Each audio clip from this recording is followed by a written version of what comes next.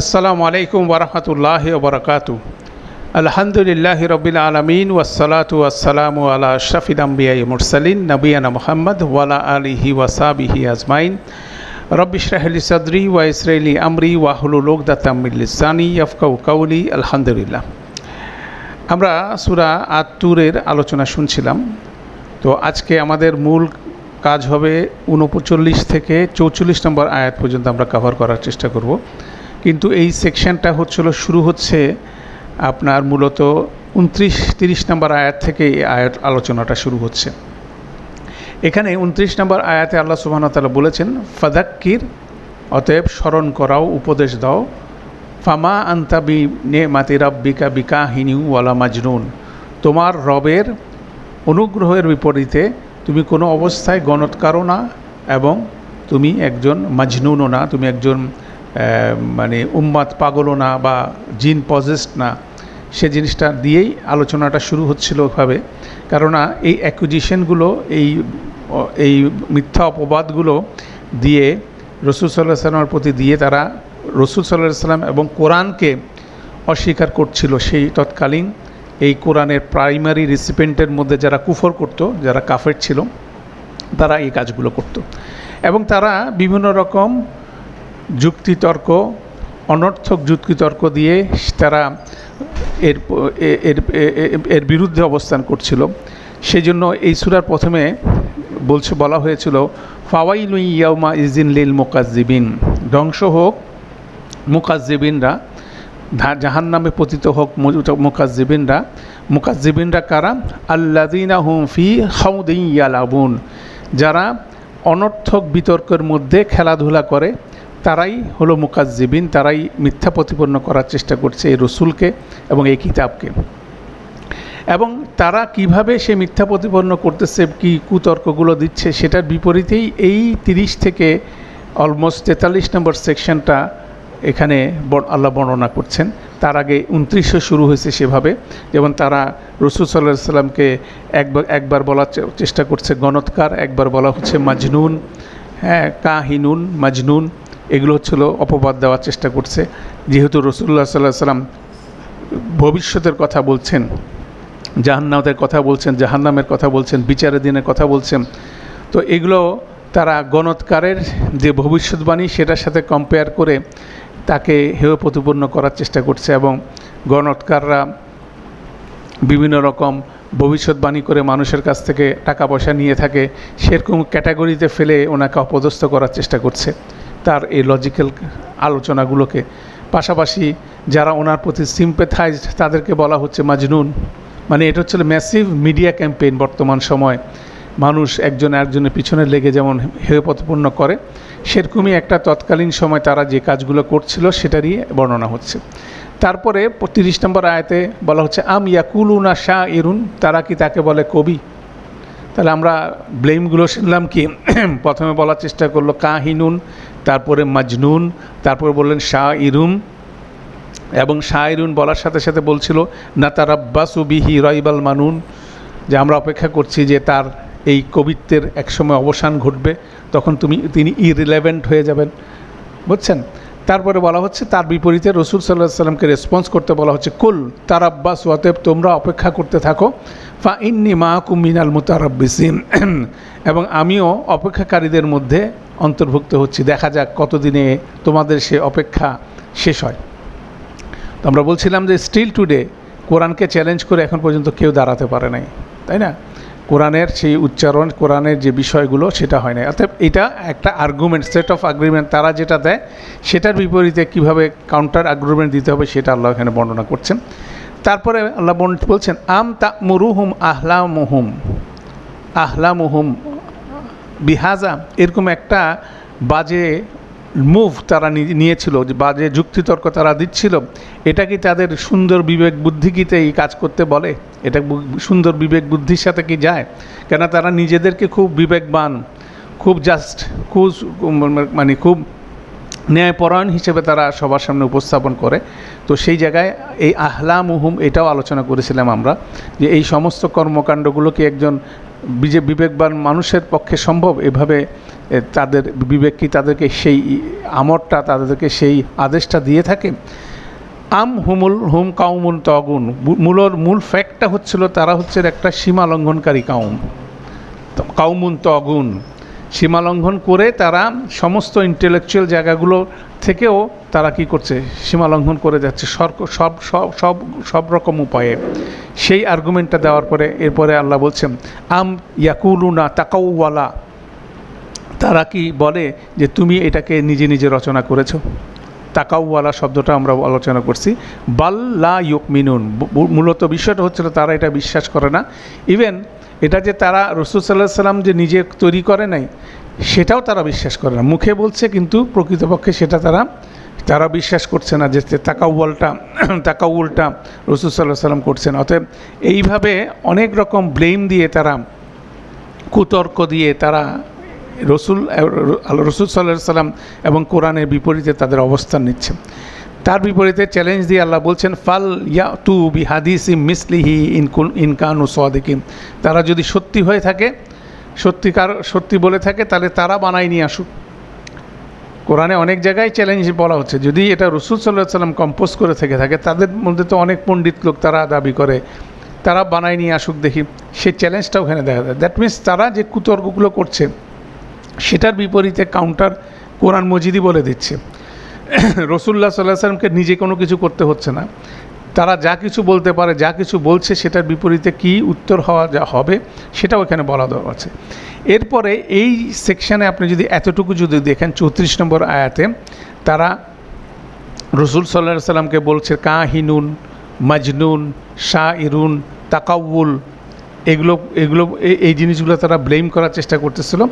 করার বিপরীতে এবার আল্লাহ সুবহানাহু ওয়া তাআলা তাদেরকে অ্যাড্রেস করে বলা হচ্ছে আম খুলিকু মিন গায়রি শাইইন, তারা যে এত বড় ধরনের অধ্যত্ব প্রকাশ করছে আল্লাহ এবং তার রসুলের বিপরীতে, তারা কি আউট অফ নাথিং সৃষ্টি হয়েছে? তাদেরকে প্রশ্ন করা হচ্ছে।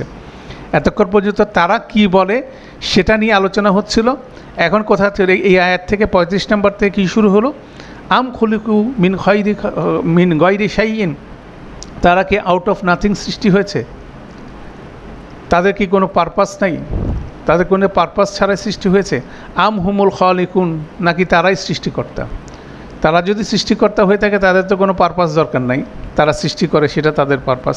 সেটা যদি মনে করে থাকে তারা সৃষ্টিকর্তা, নাকি তারা কোনো কারণ ছাড়াই সৃষ্টি হয়েছে, আউট অফ নাথিং সৃষ্টি হয়েছে, এই ইনার সেলফের দিকে আল্লাহ ইন্ডিকেট করতেছেন। এই লজিকগুলো আল্লাহ দিচ্ছেন তাদেরকে, রিয়েল লজিক দিচ্ছেন যে আসো এবার আসল লজিকের কথা শুনো, যে তাদেরকে কি আউট অফ নাথিং তৈরি করা হয়েছে, নাকি তারা নিজেরাই সৃষ্টিকার্থী?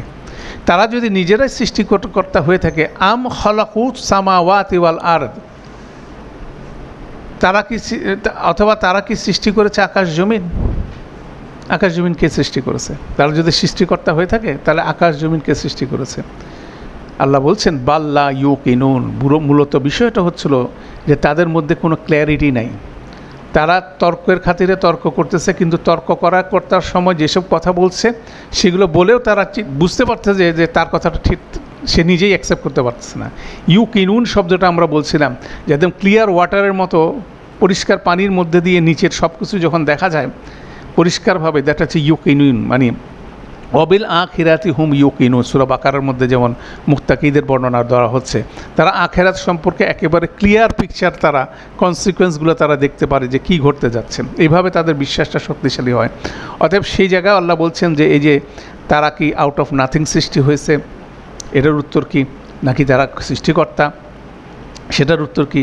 তারা যদি সৃষ্টিকর্তা হয়ে থাকে তাহলে আকাশ জমিন কে সৃষ্টি করছে? তো এই যে এই ক্রিয়ার লজিক এগুলো যখন আল্লাহ দিচ্ছে, এটার বিপরীতে তারা কোনো প্রশ্নের উত্তর তো দিতেই পারছে না, তখন আল্লাহ বলছে বাল্লা ইউকিনুন, তাদের মধ্যে কোনো রকম ক্লিয়ারিটি বা দৃঢ় বিশ্বাস তাদের মধ্যে নাই, তারা যেটা বলছে। তারপর আল্লাহ বলছেন আম ইনদাহুম খজাইনু রব্বিকা আম হুমুল মুসাইতিরুন, তোমার রবের যে খজাইন, সমস্ত ধন সম্পদের মালিকানা কি তারা কি এগুলো ওন করে? ঠিক আছে, নাকি তারা এগুলোর উপরে ক্ষমতা, মানে মুসাইতিরুন, তাদের উপরে নিয়ন্ত্রক হচ্ছে তারা, যে তারা যে ধন সম্পদ নিয়ে তাদের জীবনে এটার পিছনে নিমজ্জিত হচ্ছে, তাহলে সেটা কি তারা ওন করে, ওনার কি তারা, নাকি এটা তারা নিয়ন্ত্রণ করে? আসলে কোনোটাই তারা করে না। কারণ আজকে যেটা বলছিলাম যে আজকে যে ধনী কালকে সে ফকির, তাহলে তার নিয়ন্ত্রণ কোথায়, তার মালিকানা কোথায়, তাই না? তাহলে সেই প্রশ্নের দিকেও আল্লাহ প্রশ্ন করতেছেন। তারা যে ধন সম্পদ নিয়ে তারা ব্যস্ত, সেটা নিয়েও তাদের রিফ্লেকশনটা কী সেটাও তাদেরকে প্রশ্ন করা হচ্ছে। আম লাহুম সুল্লামুন ইয়াস্তামিউনা ফিহি, তাদের কাছে কোনো মই আছে যেটার মাধ্যমে আকাশের দিকে উঠে উপর থেকে তারা রেভেলেশন শুনে আসছে? তারা রসুল সাল্লাল্লাহু সাল্লামকে মানতে চাচ্ছে না, রসুল সাল্লাল্লাহু সাল্লাম হচ্ছে আকাশ থেকে কি রেভেলেশন আসতেছে। তাদের যদি মই থেকে থাকে তারা উপর থেকে আসুক। ফাল ইয়াতি মুস্তামিউহুম বিসুলতানিন মুবিন, তাহলে যে শুনছে সে সুস্পষ্ট প্রমাণ নিয়ে আসুক দেখি। তারা তো মনে করছে তারা রসুল সাল্লাল্লাহু আলাইহি সাল্লাম থেকে বেটার, তাদের কাছে তারা তার চেয়ে সুপিরিয়ার। তো সেটা যদি হয় তাহলে আকাশে তাদের রসুল সাল্লাল্লাহু আলাইহি সাল্লাম উঠছে, মিরাজও গেছেন, তো মিরাজে গেছেন কীভাবে সেটা নিয়ে তারা কটাক্ষ করতেছে, বলছে তাদের কাছে খেজুর গাছে উঠার মইটা, এটা হচ্ছে তাদের উপরে উঠার সবচেয়ে বড় সম্বল, হচ্ছে খেজুর গাছে তারা মই দিয়ে উঠে। তাহলে ওরকম একটা মই নিয়ে এসে লম্বা করে দেখুক তারা আকাশে উঠে ওখান থেকে কিছু আনতে পারে কিনা। বিসুলতানিন মুবিন, এবং যেটা এমন একটা জিনিস সুস্পষ্ট প্রমাণ যেটা ডমিনেট করবে, যেমন কোরআন মজিদ ডমিনেট করছে, তাই না?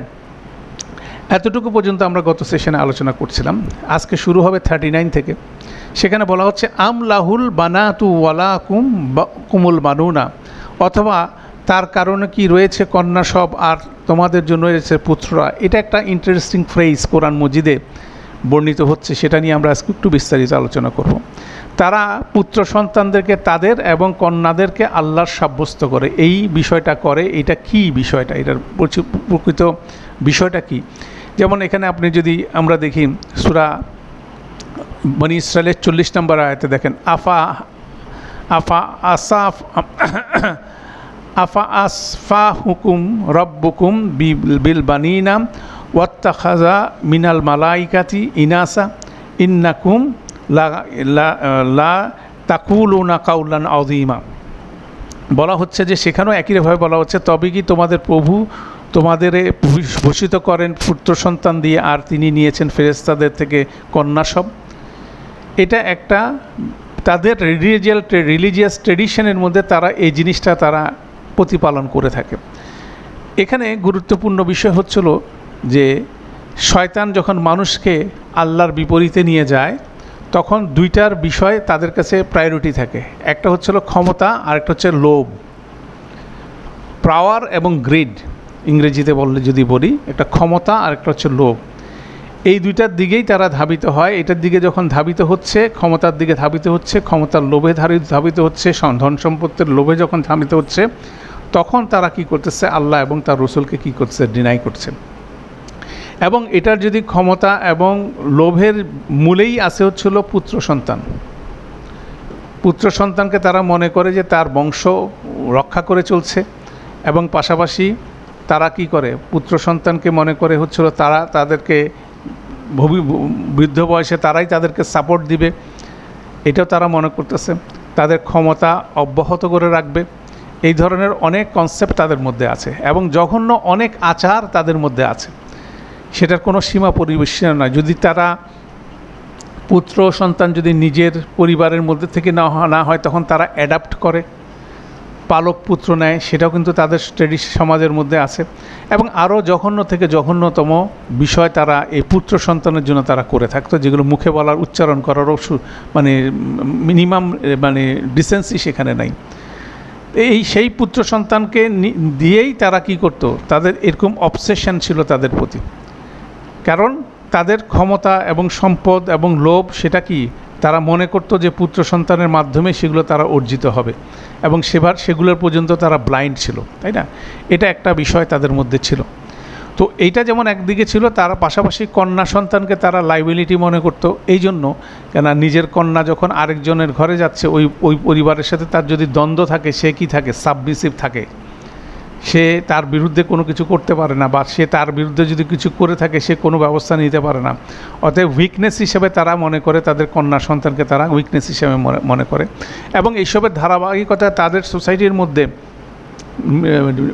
কন্যা সন্তানকে জীবিত পুঁতে ফেলার যে ট্র্যাডিশনটা সেটাও কিন্তু তারা তৈরি করছিল। অতএব এই ধরনের একটা বিষয় নিয়ে তারা ক্ষান্ত হয় নাই।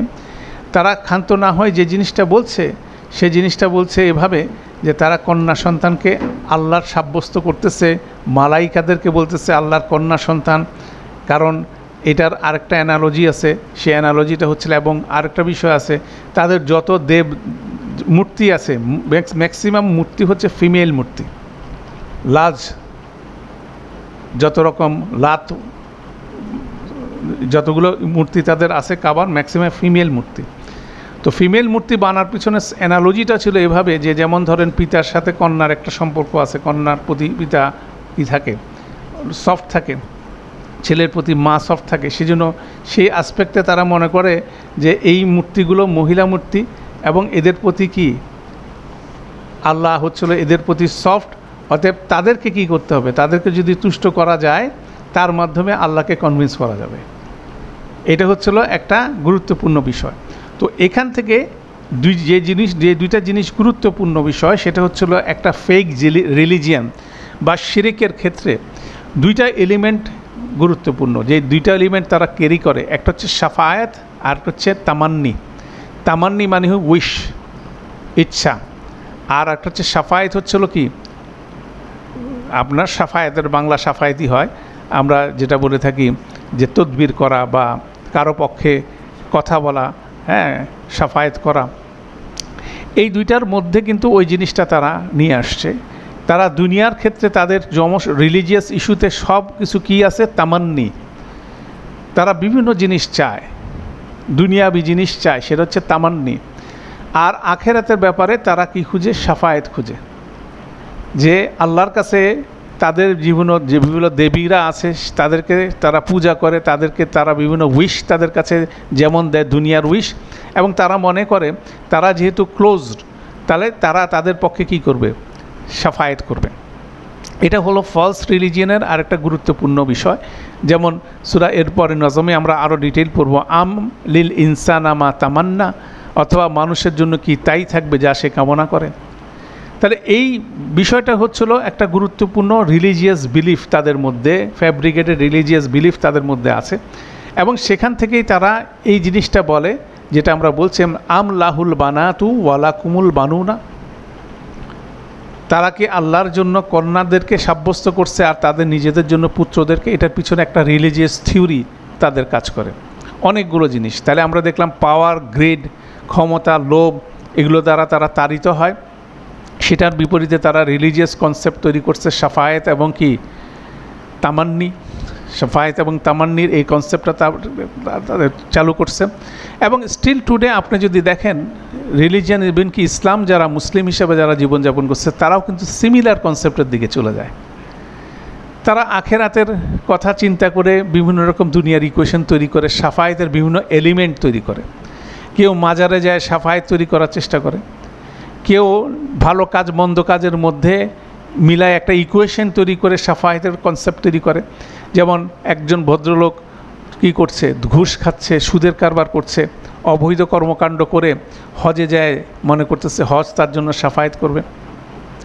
সে ধর্মীয় প্রতিষ্ঠানে দান করতেছে, মসজিদ মাদ্রাসায় দান করতেছে, মনে করতেছে সেটা তার জন্য কি শাফায়াত করবে।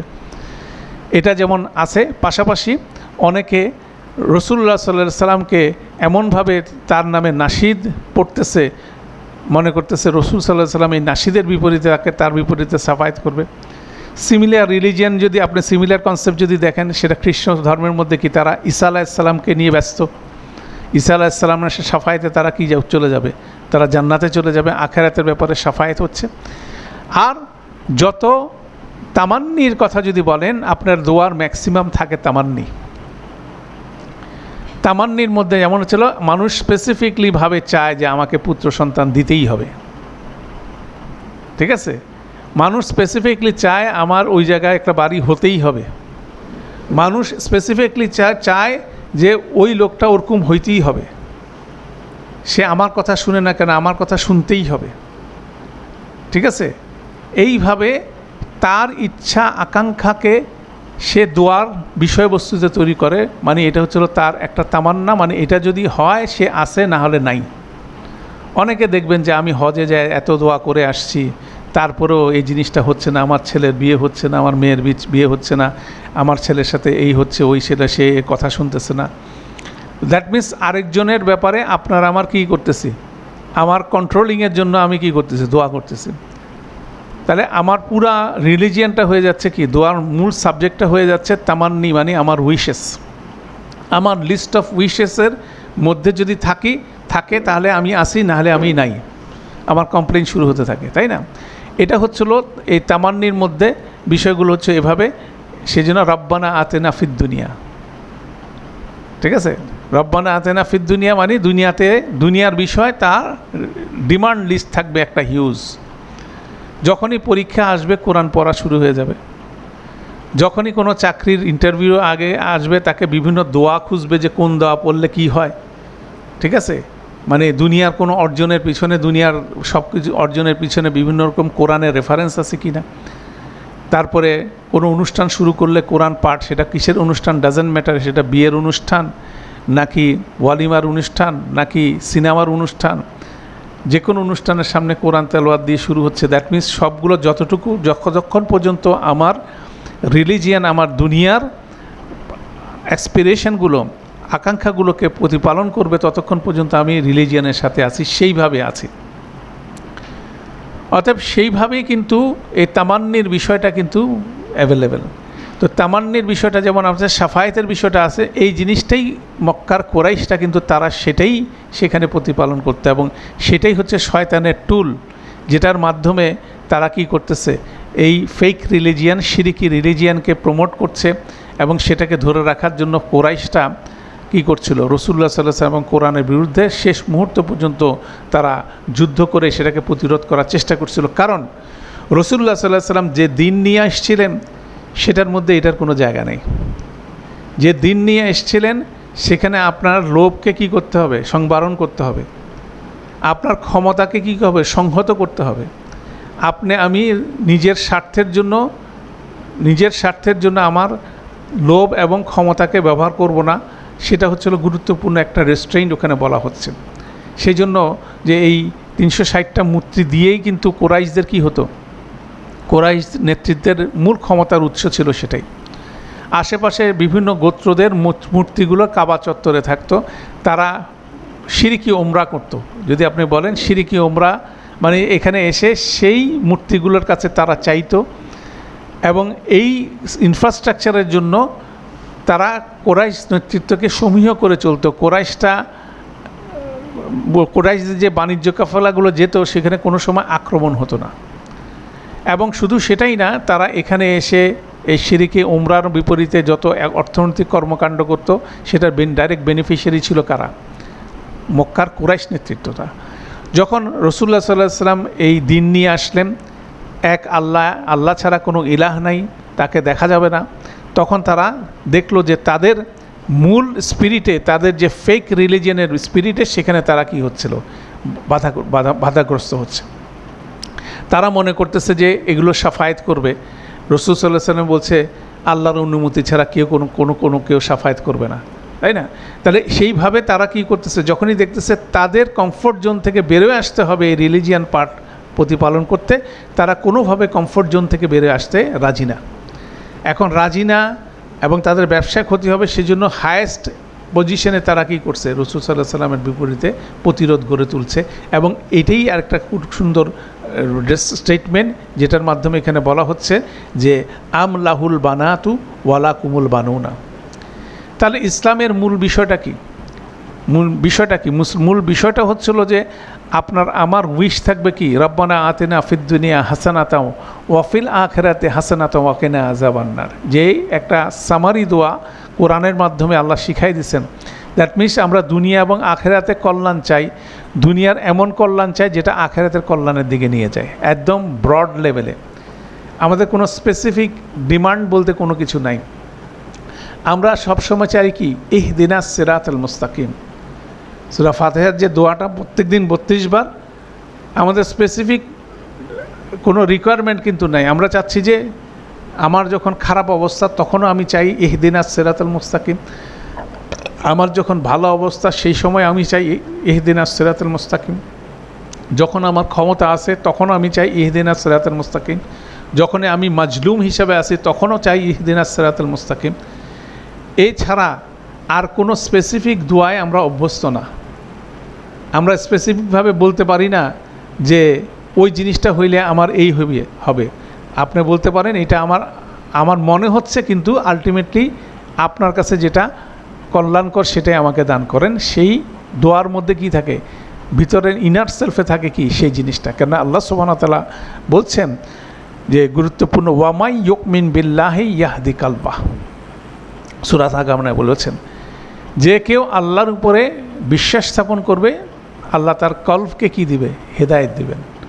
দ্যাট ইজ দ্য গিফট আপনার আমার জন্য। তার আগের কথাটা ছিল কি, মা আসাবা মুসিবাতিন ইল্লা বিইজনিল্লাহ, কোনো মুসিবা মানুষের উপর আপতিত হয় না আল্লাহর অনুমতি ছাড়া। দ্যাট মিনস মানুষ যখন ক্রাইসিসে পড়ে তখনও মানুষ কি চায়, হেদায়েত চায়, কেন that is the time for হেদায়েত।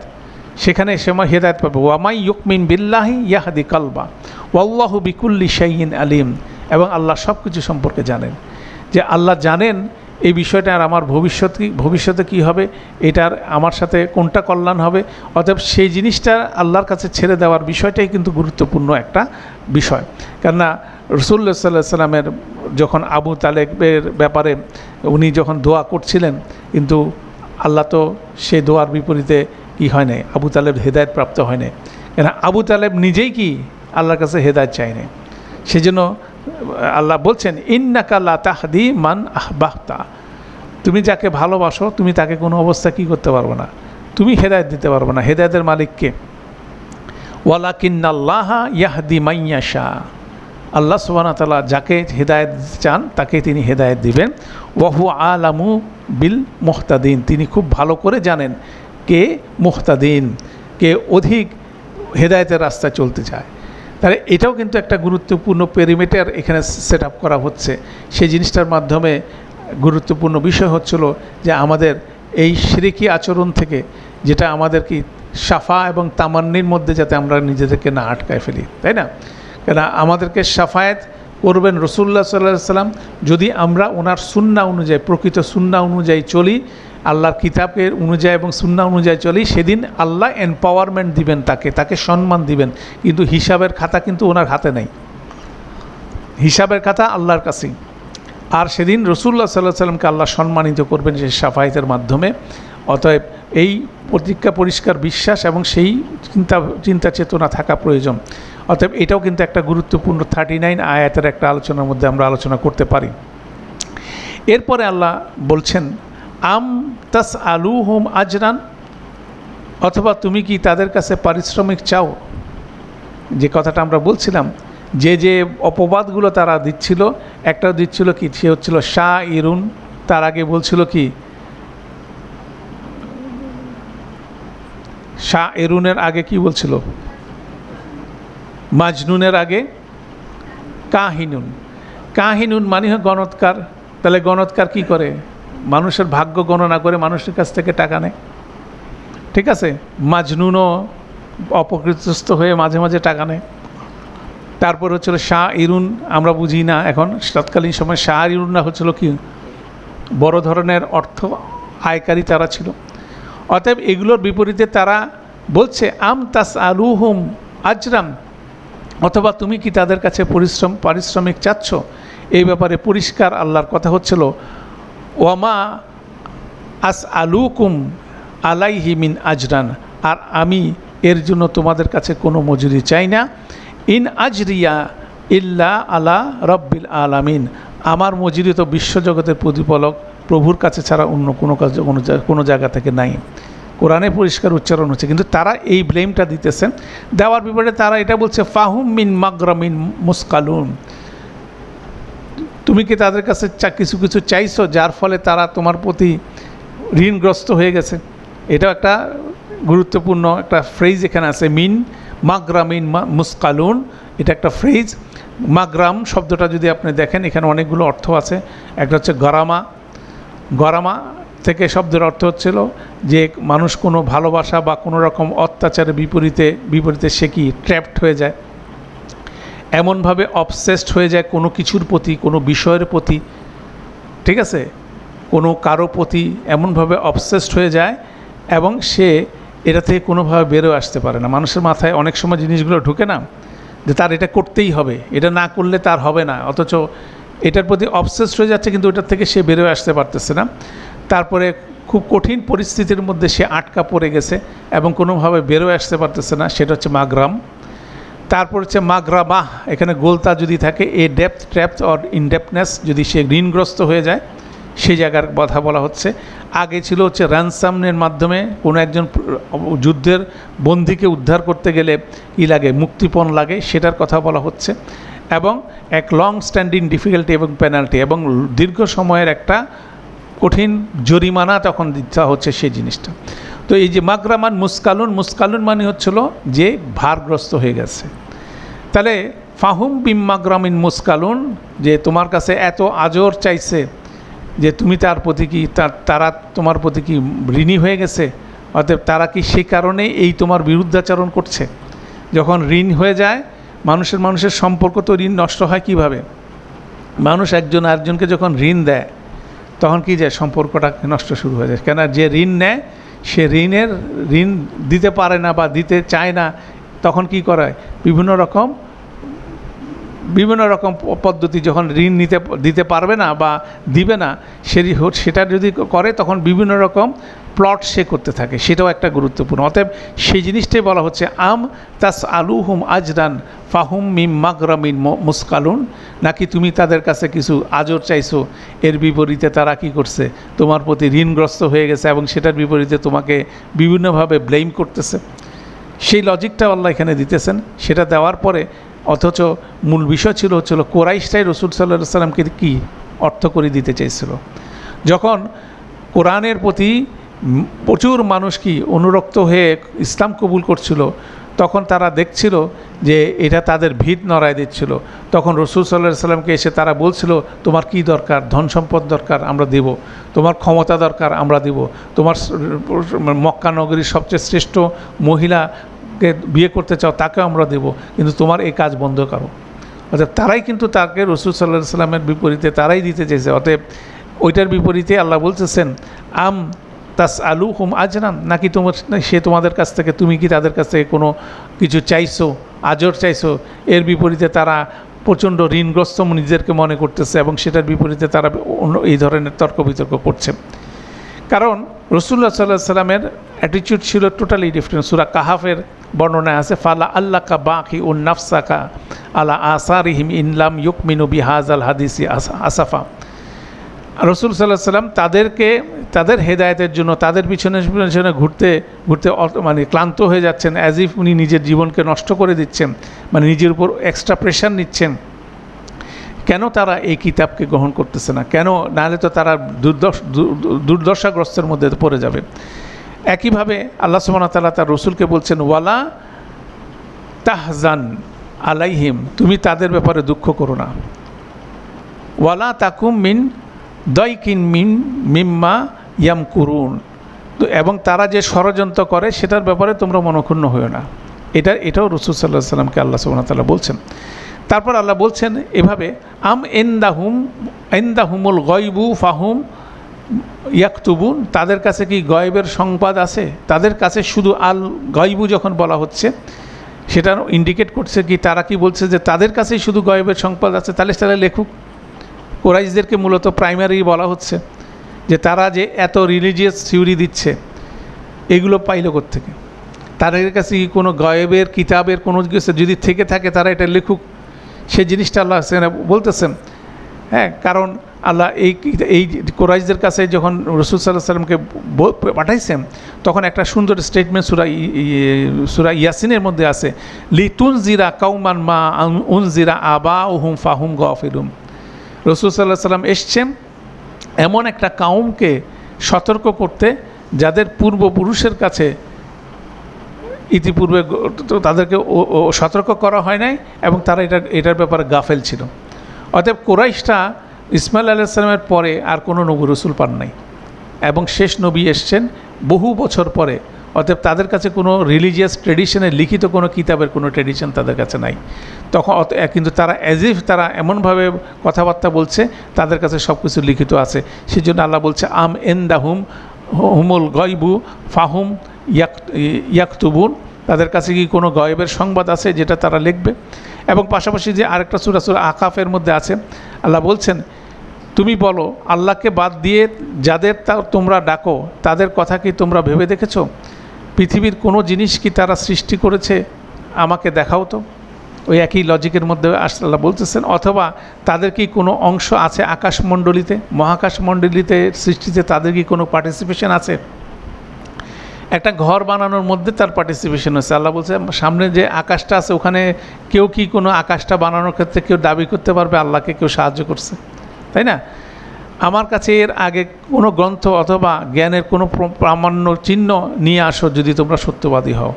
এই কিতাবের আগে আল্লাহ বলছেন কোরআনের আগে কোনো জ্ঞানের চিহ্ন যদি থেকে থাকে তাহলে সেটা তোমরা সত্যবাদী হলে সেটা নিয়ে আসো আমাদের কাছে, তাই না?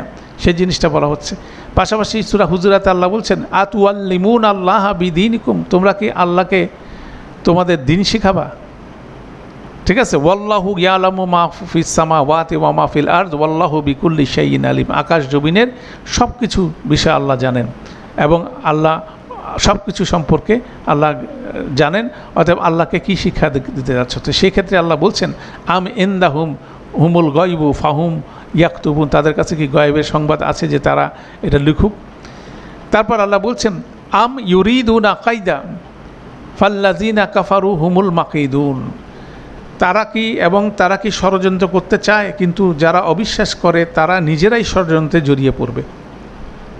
That means end of the story হচ্ছিল তারা বিভিন্ন কুতর্ক করছে, কিন্তু এটার পিছনে তাদের একটা লং টার্ম প্ল্যান আছে। কাইদ শব্দটা কিন্তু ব্যবহার হয় বিভিন্ন রকম আরবি শব্দের মধ্যে, দেখা যায় যে দীর্ঘ সময় ধরে যে পরিকল্পনা করাটা হয় সেটাকে বলা হচ্ছে কাইদ। তারা first plan, second plan, third plan, fourth plan সবই তাদের কাছে আছে। প্রথমে তারা রাসূল সাল্লাল্লাহু আলাইহি সাল্লামকে বলল সাহিরুন মানে হচ্ছিল কি জাদুকর, তারপর বলা হলো মাজনুন, তারপর বলা হলো কাহিনুন গণৎকার, তারপর বলা হলো কবি। এগুলো অপবাদগুলো একটার পর, তারপর তাকাউল তিনি এটা বানাইছেন। দ্যাট মিনস অনেকগুলো অপবাদ দিচ্ছেন যে যেটা ফিট করে। এভাবে মূল উদ্দেশ্য হচ্ছিল সব ধরনের মানুষকে যে যেটা গ্রহণ করে সেভাবে গ্রহণ করে রাসূল সাল্লাল্লাহু আলাইহি সাল্লাম এবং কোরআনকে তারা কি করবে? ডিনাই করবে।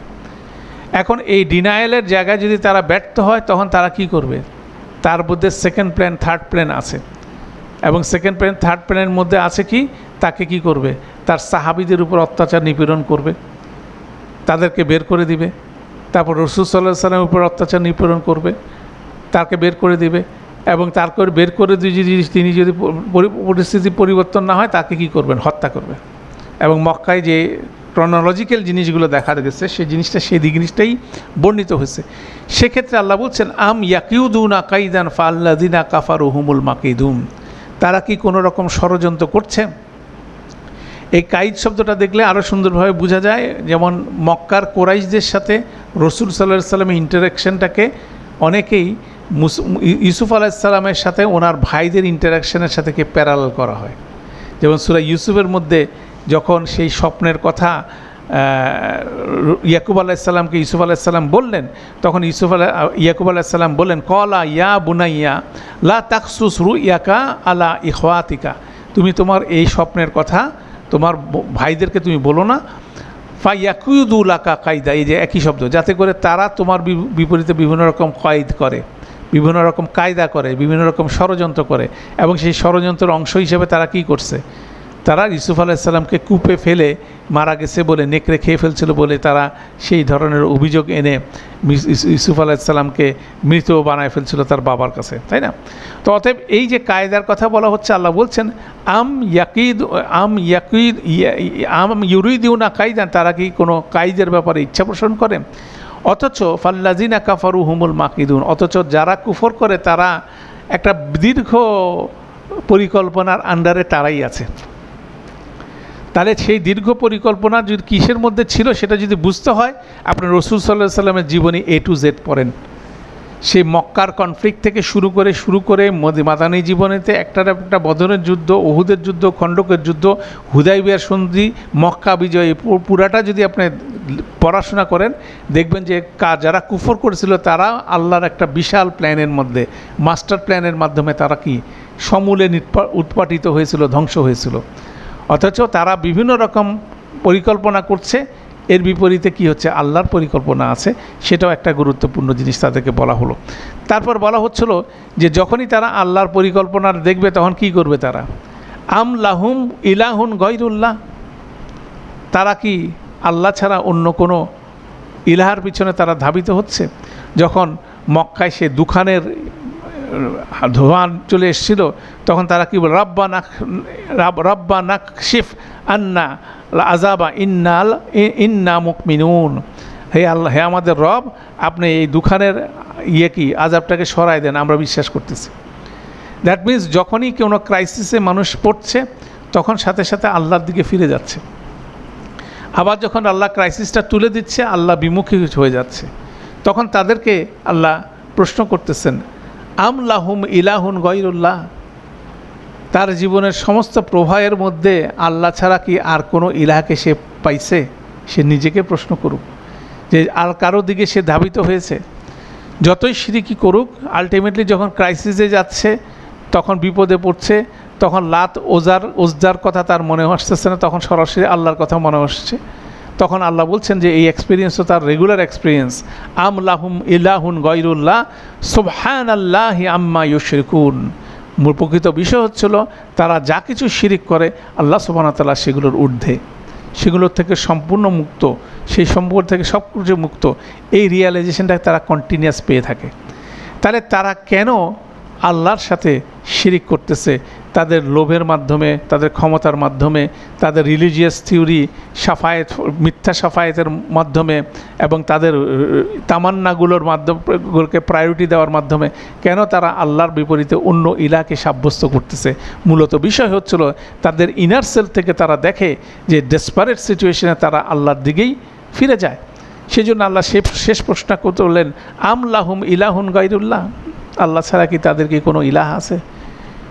ইনার সেলফে তারা বুঝবে যে অর্থটা উঠছে না, কোনোভাবেই নাই। কেন তারা ভালো করে জানে যত 360টা মূর্তি আছে তাদের বিপরীতে তাদের কোনো রকম কিছু নাই, এগুলো আসলে সব ফলস জিনিস। তারা ইনার সেলফে সেটা জানে। তখন আল্লাহ বলছেন সুবহানাল্লাহি আম্মা ইউশরিকুন।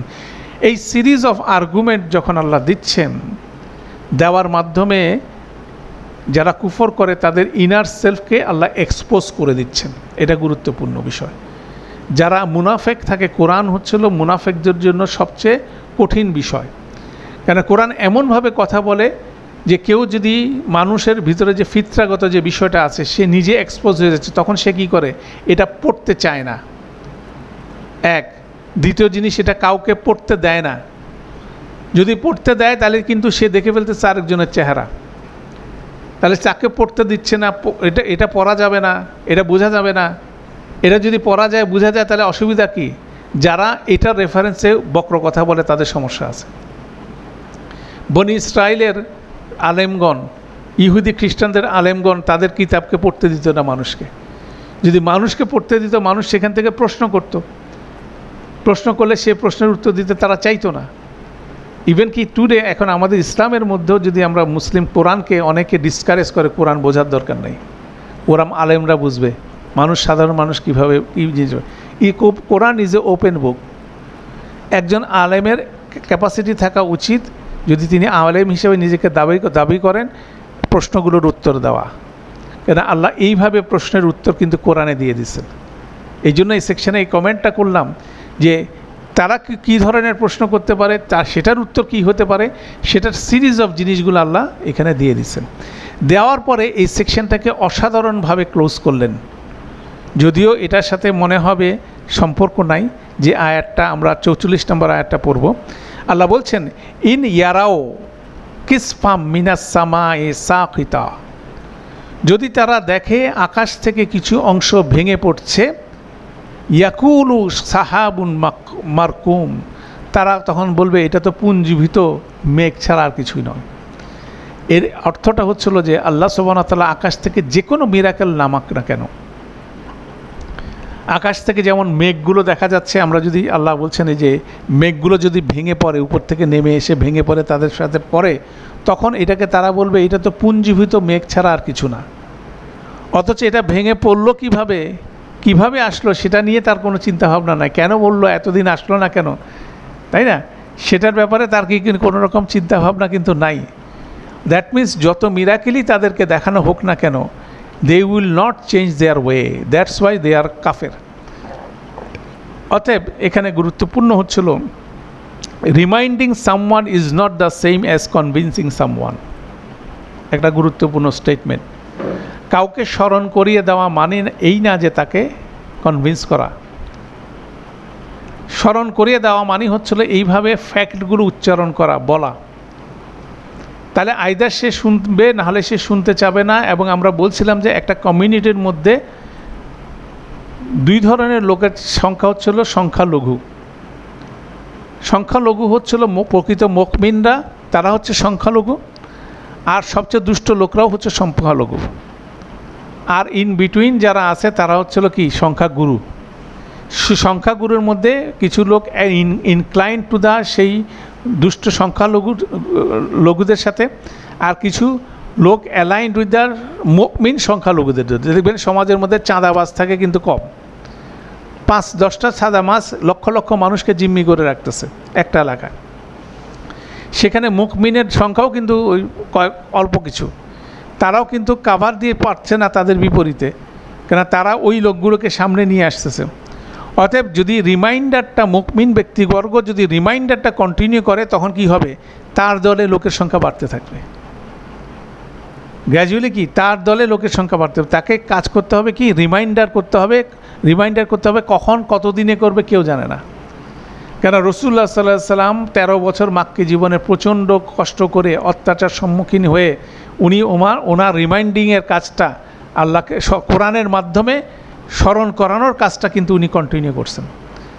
উনি দাওয়াত দিয়ে গেছেন, উনি রিমাইন্ডার দিয়ে দিয়েছেন, এবং মূল বিষয়টা হচ্ছে উনি রিমাইন্ডার দিলে যে সবাই কনভিন্স হয়ে যাবে, নট নেসেসারি।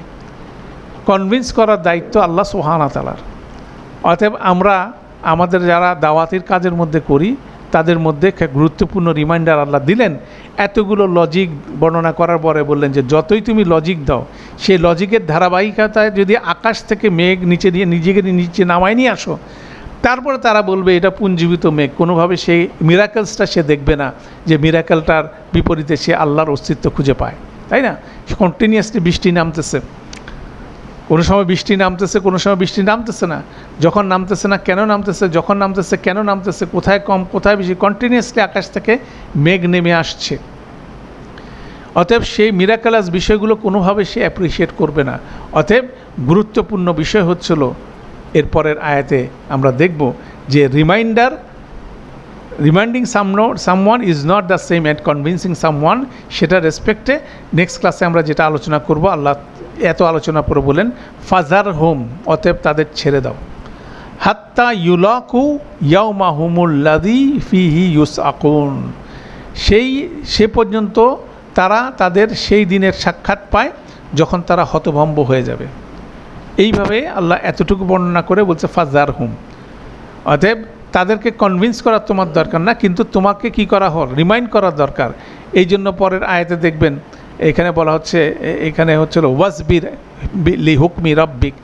এই আলোচনাগুলো আমরা নেক্সট সেশনে করব। একই টোন কিন্তু এর আগের সূরার মধ্যেও কিন্তু ছিল। সেখানে বলা হচ্ছে তাদের প্রতি তাওয়াল্লা করো, ওয়াজাক্কির, তাদেরকে উপেক্ষা করো, কিন্তু তোমার স্মরণকে বজায় রাখো। দ্যাট মিনস উপদেশ দেওয়া কন্টিনিউ করো, কেন এই মুমিনরা কি এই উপদেশ থেকে বেনিফিটেড হবে, তাই না? তো এইভাবে এইটাও অসাধারণ সূরা। এখানে আমরা যে সেকশনটা দেখলাম, স্পেশালি 30 থেকে 43 নম্বর আয়াতের যে কন্টিনিউশন, এটা বারবার পড়ে এই লজিকগুলো বোঝার চেষ্টা করি আমরা, এবং এই লজিকগুলো বোঝার চেষ্টার মাধ্যমে কি আমরা বুঝতে পারবো যে থিঙ্কিং প্রসেসটা কী। এবং এগুলো যদি আপনি কারোর সামনে উপস্থাপন করবে, ডেফিনেটলি সে এগুলো কনভিন্স হবে না, কিন্তু তার ইনার সেলফের মধ্যে কি একটা ছায়া পড়বে, সে নিজের মধ্যে চিন্তা করবে যে কথাগুলো তো সঠিক কথা। তো সেইটা যদি বারবার তার মধ্যে রিমাইন্ডার আসে, আল্লাহ যদি তাকে হেদায়েত দেয়, সে কী হবে? পরিবর্তন হবে। সেটা আল্লাহর এখতিয়ার, সেটা আমাদের এখতিয়ার না। আমাদের এখতিয়ার হচ্ছিল কি? কোরআন মজিদ পড়া, কোরআনের বাণীটাকে সুন্দরভাবে মানুষের সামনে উপস্থাপন করা, কোরআন অনুযায়ী জীবনযাপন করা, যাতে করে আরেকজন রোল মডেল হতে চায়, তাই না?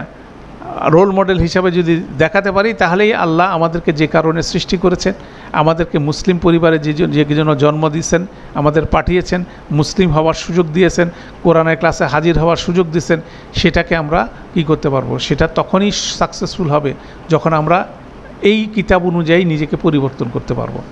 গুরুত্বপূর্ণ বিষয়। পরিবর্তন যদি না করতে পারি, প্রত্যেককেই টেস্ট হবে, প্রত্যেকের পরীক্ষা হবে, কঠিন কঠিন পরীক্ষা। আপনার জন্য পরীক্ষা একরকম, আমার পরীক্ষা একরকম, দুইজনের প্রশ্ন পরীক্ষার খাতা একরকম কোনোভাবে হবে না। অর্থাৎ কঠিন থেকে কঠিনভাবে পরীক্ষিত হব আমরা। আল্লাহ আমাদের জন্য সবাইকে সে পরীক্ষা পাশ করার তৌফিক দান করুন। কেন ওই পরীক্ষা পাশ করার ক্যাপাসিটি আমাদের কারোই নাই। লা হাওলা ওয়ালা কুওয়াতা ইল্লা বিল্লাহ। আল্লাহর সাহায্য ছাড়া সম্ভব নয়।